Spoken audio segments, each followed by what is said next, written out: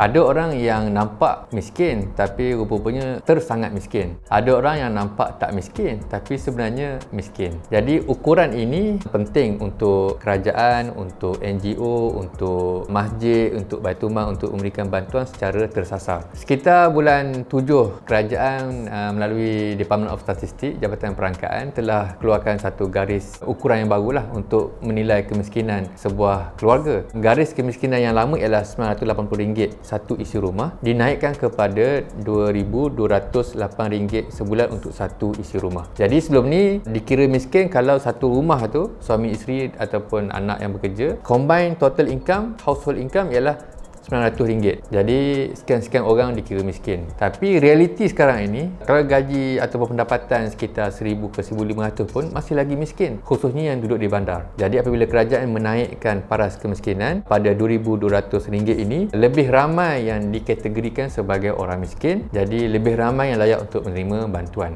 Jadi pelarasan garis kemiskinan yang baru ni, lebih tinggi ini adalah satu yang amat bertepatan dan actually dah long overdue dah lama dah sepatutnya dibuat, sebab paras kemiskinan yang lama tu tidak lagi efektif ataupun menggambarkan situasi yang sebenar.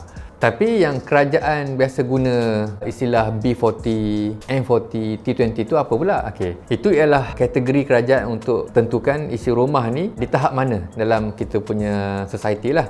B40 ialah bottom 40. Ada certain income, boleh check aje lah certain income dia. Kalau dia dapat income sekian-sekian ribu, satu rumah ni dikategorikan sebagai golongan bawah 40. Golongan pertengahan atas sikit ialah golongan yang dapat certain income level. Kategorinya 40% daripada masyarakat kita ni ialah kategori segmen golongan pertengahan. Dan yang paling tinggi, certain income ke atas ini, income mereka dipanggil top 20. 20% daripada society kita ini mendapat pendapatan lebih daripada sekian-sekian ribu. Jadi ini juga satu cara untuk kerajaan identify program-program yang lebih terarah dan juga polisi-polisi yang lebih terarah untuk bantu segenap lapisan masyarakat. Jadi berbalik pada isu kemiskinan ni, bila kita bagi bantuan kepada orang miskin, ada dua cara lah, sama ada bagi dalam bentuk cash handout ataupun bagi dalam bentuk yang lebih sustainable. Dan bantuan ni bukan kerajaan saja yang bagi, NGO bagi, kejiranan bagi, Baitul Mal pun bagi. Jadi perkara pertama yang perlu dibuat oleh kerajaan ialah kenal pasti ukuran yang tepat. Jadi dengan ukuran yang tepat ni, kita boleh pastikan channeling of fund, channeling of bantuan ini lebih tersasar supaya segenap lapisan masyarakat dapat dibantu. Saya pun biasa kita bagi bantuan kebajikan masa nak raya, buka sekolah sebagainya kan. Nampak biasa je rumah tu di bandar lah, tapi rupanya suami baru kematian ataupun mungkin ada ayah yang kena stroke, hilang punca pendapatan keluarga. Tapi rumah masih ada, tapi terpaksa bayar hutang, terpaksa meminjam dan sebagainya. Kalau miskin di luar bandar, mereka boleh hidup. Sebab miskin-miskin di